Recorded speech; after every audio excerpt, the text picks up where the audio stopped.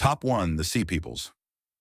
In 1177 BCE, along the fortified shores of the Nile Delta, Egyptian scribes recorded a crisis unlike any they had seen before.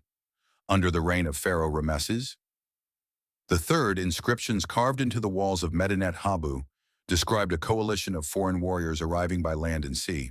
They came with ox-drawn carts, women, children, and entire communities in tow. They were not raiders. They were moving civilizations. Egyptian reliefs show ships colliding in violent naval battles, bodies falling into the water, and shields raised beneath a sky carved in stone. The records name them collectively as the Sea Peoples. And then, almost as suddenly as they appear, they disappear. The Egyptian accounts portray them as a force capable of toppling entire kingdoms across the eastern Mediterranean. Archaeological layers from Anatolia to the Levant show widespread destruction dated to the same narrow window of time. Cities burned, trade routes collapsed, bronze supply chains fractured. The late Bronze Age system, once interconnected and stable, unraveled within decades. Yet the very coalition blamed for this collapse left behind no identifiable homeland, no enduring capital, and no unified language. Excavations in coastal Canaan reveal material culture shifts that some scholars attribute to migrating Sea Peoples groups. Pottery styles change abruptly. Burial customs alter. Fortification patterns shift. Yet these traces are fragmented and inconsistent. No inscription from the so-called invaders themselves has ever been recovered. No royal archive. No centralized command structure. Only references written by those who fought them. Egyptian records claim a decisive victory. The reliefs show captured enemies, bound and humiliated. But if the Sea Peoples were truly defeated, where did the survivors go? There is no mass grave corresponding to a destroyed superarmy. No evidence of systematic extermination. Instead, small pockets of cultural transformation ripple outward across the region.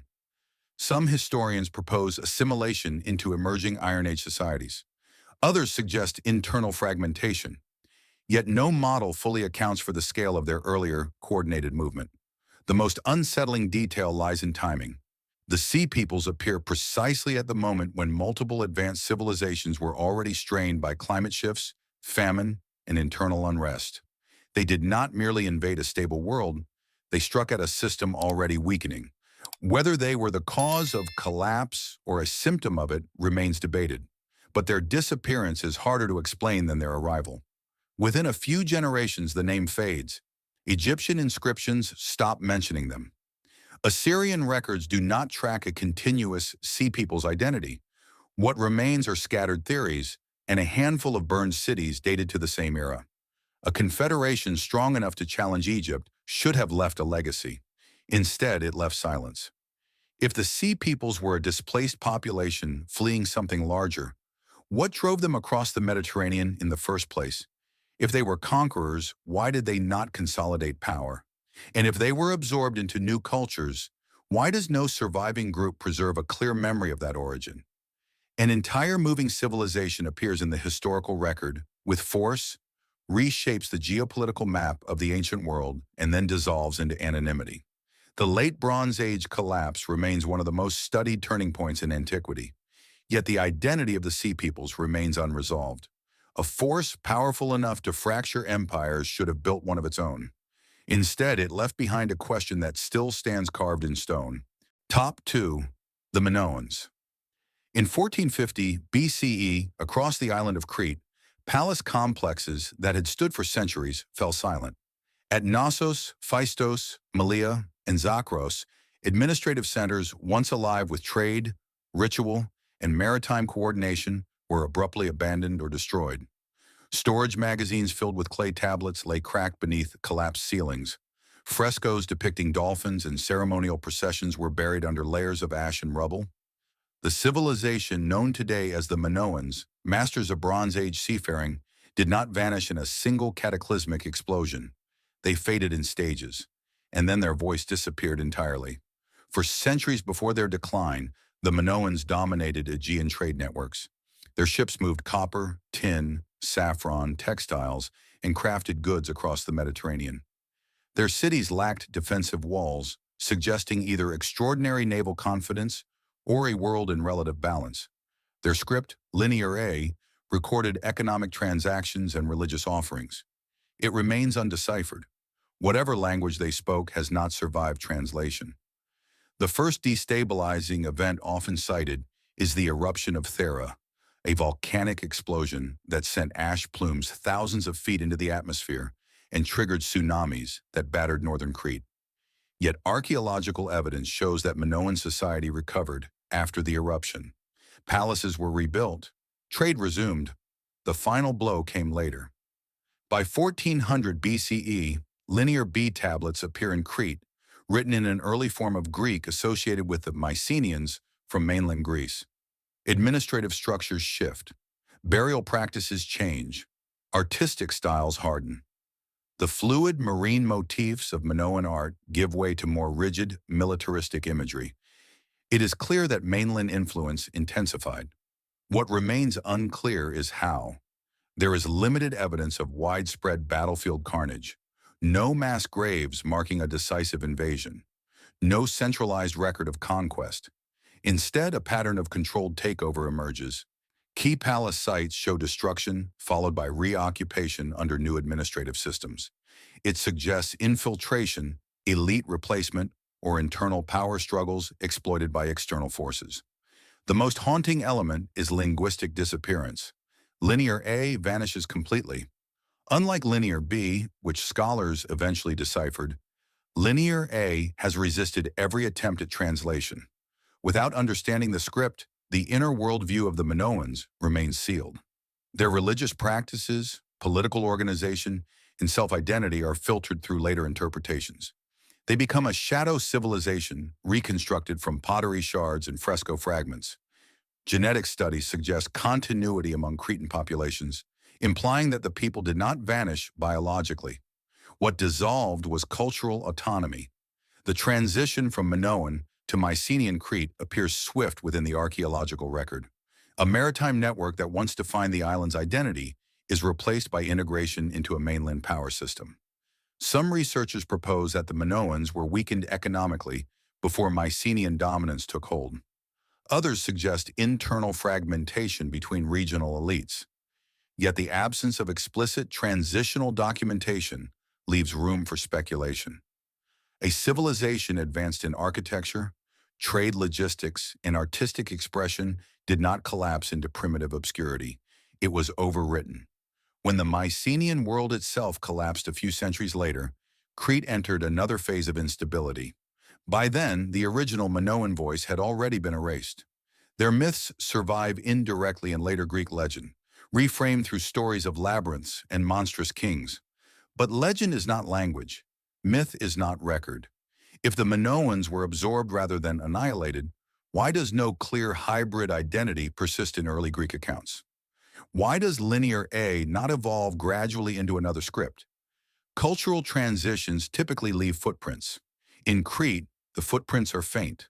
A civilization that mastered the sea, built multi-story palaces without fortifications, and coordinated complex trade systems did not end in fire alone. It ended in silence. Top 3. The Hattans. In the early 2nd millennium BCE, long before the Hittite Empire carved its name into the stone records of Anatolia, the land was known as Hatti. It was not a title imposed from outside. It was the name of the people who lived there. The Hattians occupied central Anatolia, building fortified settlements across rolling plateaus and river valleys. They left behind temples, ritual objects, and fragments of a language that would later survive only in borrowed form. And then, within a few generations of contact with an incoming Indo-European power, their identity dissolved. By 1650 BCE, Hittite rulers had established dominance over much of the region. Yet in early Hittite texts, the term Land of Hatti continued to be used. This detail is often overlooked. The conquerors adopted the geographic name of the conquered. They inherited sacred sites, deities, and ceremonial traditions. But they did not preserve the language. Hattian speech survived only in ritual contexts, embedded within Hittite religious texts, like fossilized remnants of an older world. The Hattian language itself remains poorly understood. It was not Indo-European. It does not align cleanly with neighboring linguistic families. Most of what is known comes from Hittite transcriptions of ceremonial chants and invocations. There are no extensive Hadean archives. No royal inscriptions written in their own script have been discovered. If such archives existed, they did not survive the transition of power. Archaeological layers show continuity in settlement patterns. There is no sweeping evidence of mass slaughter. Fortifications were not uniformly destroyed. Instead, administrative control shifted. Elite authority changed hands. Religious centers were repurposed.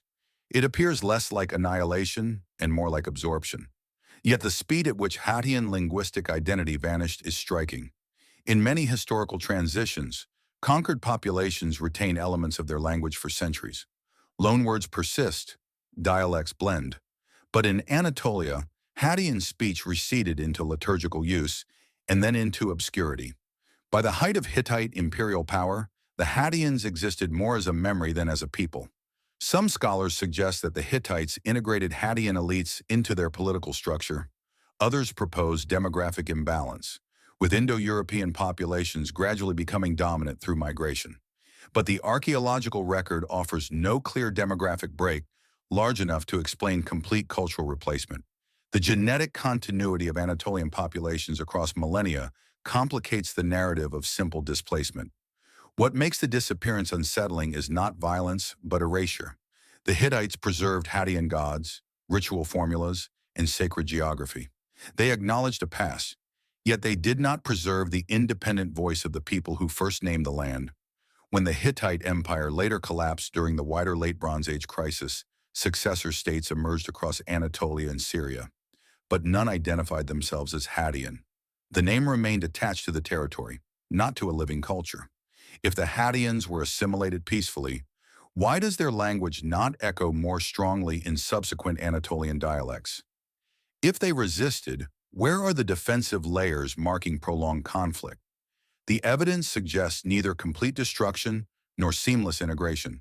It suggests a controlled transition in which political dominance quietly rewrote identity. The land kept its ancient name.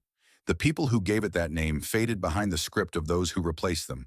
Top 4. The Philistines. In 604 BCE, Babylonian forces under King Nebuchadnezzar II swept through the southern Levant. Cities that had stood for centuries fell one by one. Among them were Gaza, Ashkelon, Ashdod, Ekron, and Gath, the 5 city-states historically associated with a people known as the Philistines. Within decades of this campaign, references to the Philistines as a distinct ethnic and political group vanish from Near Eastern records. They do not reappear. For centuries prior, the Philistines had been a formidable presence along the Mediterranean coast. Egyptian inscriptions from the reign of Ramesses III describe battles against a group called the Peliset, widely associated with the Philistines. Archaeological layers from the 12th century BCE reveal new pottery styles, architectural changes, and dietary patterns in the coastal Levant. Pig consumption increases. Aegean-style ceramics appear. The evidence suggests a migrating population with connections to the wider Mediterranean world. The Philistines built fortified cities, developed ironworking expertise, and engaged in sustained conflict with neighboring Israelite kingdoms. Their presence is documented not only in biblical texts, but in Assyrian administrative records. They paid tribute. They negotiated alliances. They resisted imperial expansion when possible. They were not a minor tribe. They were a regional power. Then the pattern shifts. By the late 7th century BCE, Babylonian campaigns targeted the Levantine corridor to secure trade routes and suppress Egyptian influence. Excavations at Ashkelon show a destruction layer dated precisely to Nebuchadnezzar's invasion. Burned storehouses, collapsed walls, arrowheads embedded in debris. Yet even here, the material record does not point to wholesale extermination. The cities were repopulated. Trade resumed under Babylonian oversight. What disappears is not the population, but the name. Assyrian and Babylonian records begin referring to the region in administrative terms rather than ethnic ones. The identity Philistine ceases to function as a political category. Later Persian records make no mention of a surviving Philistine entity. Unlike other subdued groups who retain local governance structures under imperial rule, the Philistines dissolve into the provincial framework. Linguistically, the Philistine language is elusive. Early inscriptions are sparse and fragmentary. Over time, local inscriptions shift toward dominant regional languages. Cultural markers that once distinguished Philistine settlements from neighboring groups blur within 2 centuries of sustained imperial contact. Genetic analyses from excavated remains suggest some Aegean ancestry in early Philistine populations. But later samples show increasing local integration. The distinct genetic signature becomes diluted. The material culture that once defined their coastal cities blends into broader Levantine norms. The Babylonian conquest did not erase the coastline, it erased a label. Unlike the Israelites, whose identity persisted in exile narratives, or the Phoenicians, who maintained maritime networks under shifting imperial powers, the Philistines leave no surviving textual tradition from their own perspective. Their story survives primarily through the records of their rivals and conquerors. If the Philistines were fully destroyed, the archaeological continuity would be broken. It is not. If they were fully absorbed, we would expect clearer traces of cultural synthesis. Instead, the record shows gradual flattening, administrative integration, linguistic assimilation, identity compression under empire. A people who once stood as a coastal power in the Eastern Mediterranean did not vanish in a single massacre. They faded through bureaucratic absorption and imperial restructuring. When the name Philistine disappears from the record, it does not coincide with empty cities. It coincides with reclassified ones. A civilization can survive conquest. It can survive exile. But can it survive the quiet removal of its own name? Top 5. The Nabateans. In 106 CE, the Roman Empire annexed the kingdom of Nabatea without recording a decisive battle. No grand siege is described in surviving Roman accounts. No dramatic last stand marks the fall of Petra, the Nabatean capital carved directly into rose-colored sandstone cliffs. Instead, the transition appears administrative. Arabia Petraea became a Roman province. A new governor was installed. Imperial inscriptions replaced local authority. And within a few generations, the Nabateans as a distinct people disappear from the historical record. For nearly 4 centuries before annexation, the Nabateans controlled the desert trade routes linking southern Arabia, the Levant, and the Mediterranean. They managed the flow of frankincense, myrrh, spices, and textiles. Their wealth funded monumental architecture carved with precision into sheer rock faces. They engineered complex water management systems capable of sustaining urban life in an arid environment receiving less than 6 inches of annual rainfall. Cisterns, dams, and channels turned desert into controlled infrastructure. Their script, derived from Aramaic, would later influence the development of Arabic writing. Inscriptions reveal royal lineages and dedications to deities such as Dushara and Al-Uzza. The Nabateans were not an isolated tribe. They were a literate, economically strategic kingdom positioned between empires. When Rome expanded eastward under Emperor Trajan, Nabatea was surrounded. Yet the annexation is described as peaceful. Archaeological layers in Petra do not show widespread burning.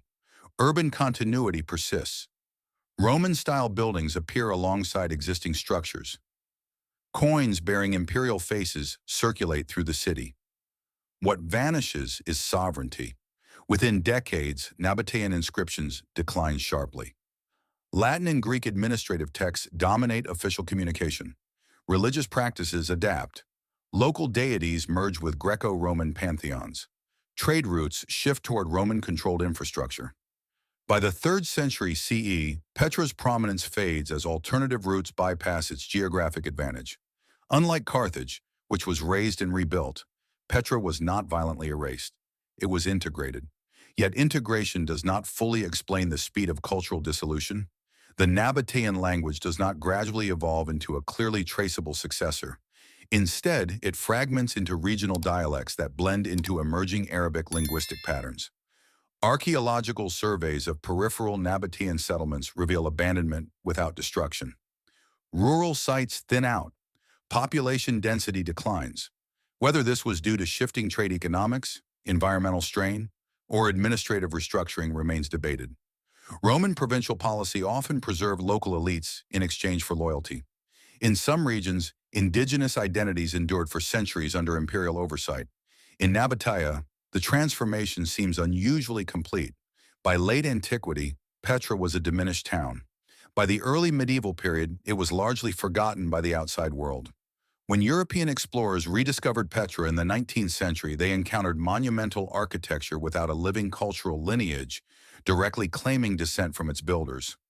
The Bedouin tribes of the region preserved oral traditions about ancient inhabitants, but the Nabateans themselves existed only in inscriptions carved into stone. If the annexation was peaceful, why does the Nabatean identity dissolve so thoroughly? If economic decline drove abandonment, why do elite inscriptions disappear before clear evidence of demographic collapse? Cultural erasure often leaves tension points. Here the transition appears almost seamless. A kingdom that mastered desert logistics and controlled intercontinental commerce did not collapse under fire. It was absorbed, reorganized, and slowly anonymized within a larger imperial structure. Petra still stands, its facades glowing red under the sun. But the people who carved them did not leave a continuous voice behind. Top 6. The Nuragic Sardinians. Around 900 BCE, across the rugged landscapes of Sardinia, thousands of stone towers stood watch over valleys, coastlines, and inland plateaus. These structures, known today as nuraghe, were built from massive basalt blocks stacked without mortar, some rising over 60 feet high and weighing several tons each. At their peak, more than 7,000 of these towers dotted the island. They were not random monuments. They formed a network. A civilization once organized itself around them. And then within a few centuries of sustained contact with powerful Mediterranean traders, that civilization changed so completely that its original structure became almost unrecognizable.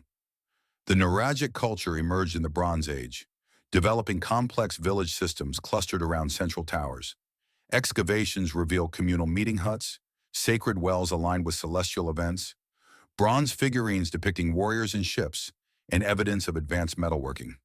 Sardinia was rich in copper and other resources, making it strategically valuable in regional trade networks. Beginning in the 9th and 8th centuries BCE, Phoenician traders established coastal settlements on the island. Unlike invading armies, they arrived as merchants. Archaeological layers show imported ceramics, new architectural styles, and shifts in burial customs along coastal regions. Trade expanded. Economic integration deepened. Yet something within the interior began to fragment. By the 6th century BCE, Carthaginian influence intensified, followed later by Roman expansion.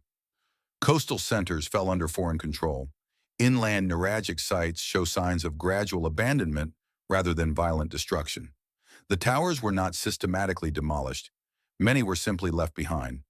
What makes the disappearance unsettling is the absence of a decisive collapse event. There is no single destruction layer marking a final conquest. Instead, the nuragic social system appears to dissolve over time. Elite bronze production declines. Ritual sites cease functioning. Settlements thin out or reorganize under new political frameworks. Genetic studies suggest population continuity on Sardinia. The people did not vanish biologically, but the cultural system built around the Nuraga towers, with its distinct iconography and social organization, does not survive intact into the Roman era. The structures remain standing across the island like silent sentinels of a society that no longer speaks. Roman records mention Sardinia primarily as a grain-producing province. They do not describe an active nuragic political identity resisting imperial control. If there was resistance, it left little written trace. If there was assimilation, it was unusually thorough. One of the most debated questions concerns the purpose of the Nurag themselves. Were they defensive fortresses, elite residences, ritual centers, or symbols of territorial control?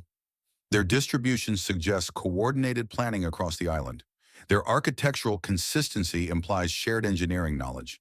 Yet no written Nuragic language survives to explain them.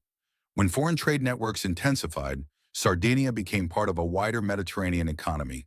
That integration brought wealth and exchange, but it also shifted power structures toward coastal hubs aligned with external empires. Inland tower communities may have lost their economic leverage. Over time, the social logic sustaining the Nuraga network eroded. The towers still rise from the landscape, weathered but intact. They were not destroyed. They were outlived. A civilization that could mobilize labor to stack multi-ton stones into enduring monuments did not disappear in flame. It dissolved through gradual reorientation under foreign influence. The people remained. The system that defined them did not. If contact with Mediterranean superpowers brought opportunity, why did the neuralgic identity fade instead of adapting visibly? Why do the towers remain without a living tradition directly claiming their builders? Across Sardinia, the stones stand in quiet formation, as if waiting for a society that no longer gathers beneath them. Top 7. The Elamites. In 647 BCE, the Assyrian king Ashurbanipal launched a campaign deep into the lands east of Mesopotamia. His inscriptions describe the destruction of Susa, the Elamite capital. Temples were looted, royal tombs were opened, statues of gods were carried away. Ashurbanipal boasted that he swept Susa like a flood and turned its sacred spaces into ruins. It was a message meant to terrify neighboring powers. But even after this devastation, Elam did not vanish immediately. What followed was stranger than simple conquest. For over 1,000 years, the Elamites had existed as a political and cultural force in what is now southwestern Iran. Their kingdom interacted continuously with Sumer, Akkad, Babylon, and Assyria. At times they were adversaries, at times allies. They possessed their own language, unrelated to Semitic or Indo-European families, and developed a writing system that evolved from Proto-Elamite to Linear Elamite and later cuneiform adaptations. Administrative tablets, royal inscriptions, and economic records confirm a structured state apparatus. After the Assyrian destruction of Susa, the region experienced instability. Yet within decades, new Elamite rulers reappear in scattered inscriptions. The society was damaged but not erased. Then, in the 6th century BCE, another power rose. The Persians under Cyrus the Great absorbed the region into what would become the Achaemenid Empire. Unlike Assyria, Persia did not boast of annihilation. Instead, Elam became one of the core administrative centers of the empire. Susa was rebuilt and transformed into a royal residence for Persian kings. Elamite scribes were employed in imperial administration. In fact, thousands of clay tablets from Persepolis are written in the Elamite language, used as a bureaucratic medium. And yet, despite this integration into the heart of a superpower, the Elamite identity fades from historical record. After the early Achaemenid period, references to Elamites as a distinct ethnic or political entity decline sharply. Their language disappears from administrative use. It leaves no clear descendant. Unlike Akkadian, which influenced later Semitic languages, Elamite vanishes almost completely. Archaeological continuity suggests population persistence. Settlements continue under Persian rule. There is no evidence of demographic collapse comparable to earlier Assyrian devastation. Instead, what dissolves is the cultural boundary. Some scholars argue that Elamite elites merged into Persian aristocracy. Others suggest that administrative centralization under Persia rendered local identities secondary. But even under empire, many groups retained recognizable traditions. The Elamites do not. The most puzzling element is linguistic extinction. Elamite was used extensively in early Achaemenid bureaucracy. It was not a marginal dialect. It functioned at the highest levels of governance. Then over time, it disappears without leaving a traceable lineage. A language spoken and written for more than a millennium falls silent. If Elam was crushed by Assyria, it recovered. If it was absorbed by Persia, it thrived administratively. Yet by the classical period, Greek historians refer to the region in broader geographic terms, rather than as a surviving Elamite culture. A civilization that endured war, rebuilding, and imperial integration did not vanish through fire. It dissolved through incorporation into something larger. Its capital became an imperial hub. Its scribes managed records for foreign kings. Its temples were rebuilt under new patronage. But somewhere in that transformation, the Elamites stopped existing as themselves. When Susa became Persian, what happened to Elam? Top 8. The Oxus Civilization. In 1972, Soviet archaeologists excavating the deserts of present-day Turkmenistan uncovered the remains of a fortified city unlike anything expected in Central Asia. Massive mud brick walls rose from the sand, forming geometric compounds that covered more than 40 acres. Inside were columned halls, fire altars, intricate seals carved from stone, and evidence of long-distance trade. This civilization, now called the Oxus Civilization, or Bactria margiana archaeological complex, flourished around 2200 to 1700 BCE. It was urban, organized, and connected. And then, after sustained contact with surrounding powers, it dissolved without clear signs of conquest. The Oxus civilization occupied an oasis network between Mesopotamia, the Indus Valley, and the Eurasian steppe. Archaeological finds include seals resembling those of the Indus Valley, metallurgy comparable to regions westward, and luxury items such as chlorit vessels carved with mythic motifs. The cities were planned with precision. Citadels stood at their centers. Agricultural systems supported dense populations in otherwise arid landscapes. Unlike sudden collapses marked by charred layers and mass graves, Oxus sites show gradual abandonment. Defensive walls remain largely intact. There is no consistent evidence of violent destruction across major settlements. Instead, occupation thins. Some compounds are repurposed. Others are left to erosion. Around the same period, Indo-Iranian-speaking pastoral groups began moving through Central Asia. Archaeological layers indicate interaction rather than immediate warfare. New burial practices appear in the region. Certain Oxus religious symbols echo in later Indo-Iranian mythology. Some scholars propose cultural exchange, even synthesis. Others suggest demographic pressure destabilized the oasis-based urban system. Trade patterns also shifted. Mesopotamian records referencing distant lands change in frequency. The Indus Valley civilization to the south entered its own phase of decline. Climate fluctuations may have reduced water availability in marginal agricultural zones. Yet none of these factors alone fully explain the synchronized retreat of fortified Oxus centers. One of the most unsettling aspects is the absence of written records directly from the civilization.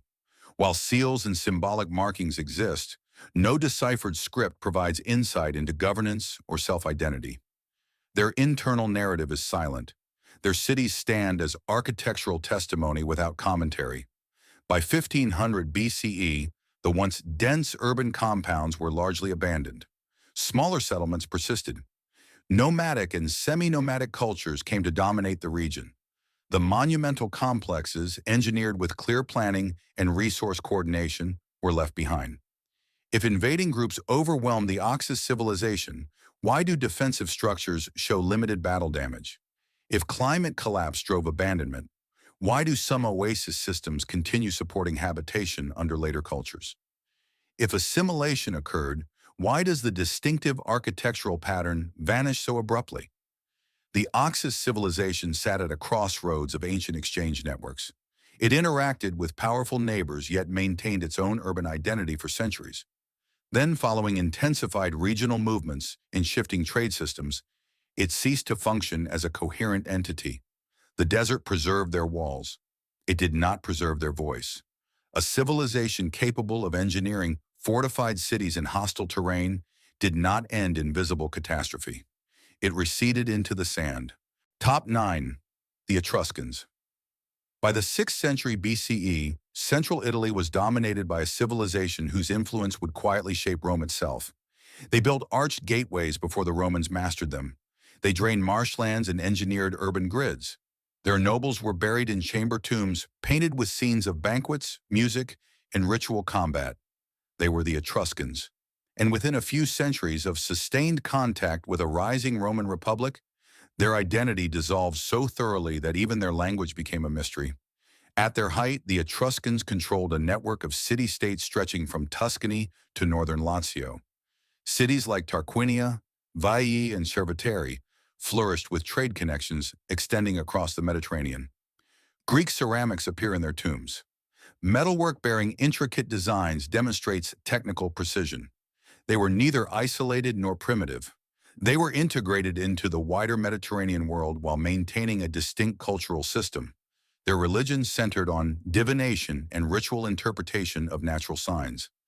Etruscan priests specialized in reading lightning patterns and inspecting animal livers for omens. Roman religious practice would later absorb many of these traditions. Even the Roman fasces, the bundle of rods symbolizing magisterial power, is believed to have Etruscan origins. The transformation began gradually. By the 5th century BCE, Rome was expanding. Military conflicts erupted between Rome and Etruscan cities, but these were not immediate extermination campaigns. Veii fell in 396 BCE after a prolonged siege, yet other Etruscan centers persisted. Over time, Rome absorbed territory, extended citizenship in stages, and integrated elites into its political structure. What followed was not cultural annihilation through fire. It was assimilation through administration. Latin replaced Etruscan in public inscriptions. Political authority shifted from local aristocracies to Roman magistrates. Etruscan elites adapted, intermarried, and entered Roman ranks. The most haunting remnant is the language. Thousands of inscriptions survive, carved into tomb walls, etched on bronze mirrors, and engraved on sarcophagi. Yet Etruscan remains only partially understood. It does not belong to the Indo-European family. It stands linguistically isolated. Scholars can read the letters, but struggle with the grammar and vocabulary beyond formulaic funerary phrases. Unlike Greek, which continued to thrive under Roman rule, or Hebrew, which persisted despite exile, Etruscan ceased to be spoken by the 1st century BCE. Roman writers mention it as an archaic curiosity. Within a few generations, it was no longer a living tongue. Archaeological continuity suggests that the people did not disappear. Genetic evidence points to population stability in the region. What vanished was the distinct Etruscan political and linguistic identity. Roman historians later framed early Roman kings such as Tarquinius Priscus and Tarquinius Superbus as Etruscan. But these narratives were filtered through Roman perspective. The irony is stark. Rome inherited Etruscan engineering, religious systems, and political symbols. Yet Rome also rewrote the narrative, positioning itself as successor rather than absorber. If the Etruscans were militarily crushed, why do many of their cities show gradual transformation rather than total destruction? If they were willingly absorbed, why did their language vanish instead of evolving into a recognizable descendant? And if their elite integrated into Roman society, why did no preserved Etruscan historical traditions survive independently? Their tombs remain intact beneath the hills of Tuscany, painted with vivid scenes of life and ceremony. Their script lines stone walls in neat, unreadable rows. A civilization that shaped Rome did not end in spectacle. It ended in quiet replacement. Rome endured. The Etruscans became a footnote beneath it. Top 10. The Indus peripheral tribes. In 1901, during the early excavations of what would later be identified as Mohenjo-Daro, British archaeologists uncovered a city planned with unsettling precision. Streets aligned on a grid. Drainage systems ran beneath stone-covered avenues. Brick dimensions followed standardized ratios across hundreds of miles. This was not a loose tribal settlement. It was a civilization. And yet, by 1900 BCE, the urban centers of the Indus Valley began to empty. Not in flames, not under siege. They were abandoned. While attention often focuses on the major cities, the most mysterious disappearances occurred in the peripheral settlements. Smaller fortified towns along trade corridors and river branches declined almost simultaneously. Excavations show thinning occupation layers, houses subdivided into cramped compartments, standardized bricks replaced by irregular local materials. Administrative seals become scarce, and then silence. The Indus script remains undeciphered. Hundreds of seals bear compact inscriptions, rarely more than 5 or 6 characters long. No bilingual key has ever been found. Without understanding the language, the internal logic of decline remains sealed.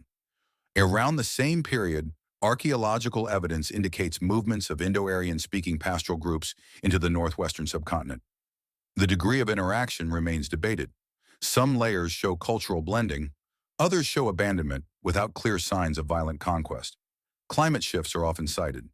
River systems that once fed the urban core altered course. The Ghaggar-Hakra River, associated by some with the mythical Saraswati, gradually dried. Trade with Mesopotamia declined, but environmental stress alone does not fully explain the synchronized withdrawal of multiple peripheral sites. What is striking is the lack of mass graves, burn layers, or widespread weapon damage in most Indus cities. Unlike other Bronze Age collapses, there is no clear battlefield signature. Instead, populations appear to have dispersed into smaller rural communities. Urban density dissolved into village networks, yet something fundamental vanished. The standardized weights and measures disappear. Long-distance trade seals stop circulating.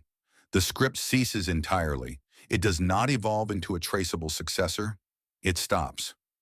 Peripheral tribes and satellite communities would have been the first to experience stress from changing trade flows and demographic pressures. Their decline precedes or parallels the weakening of the urban core. When those outer nodes faltered, the centralized system may have lost cohesion.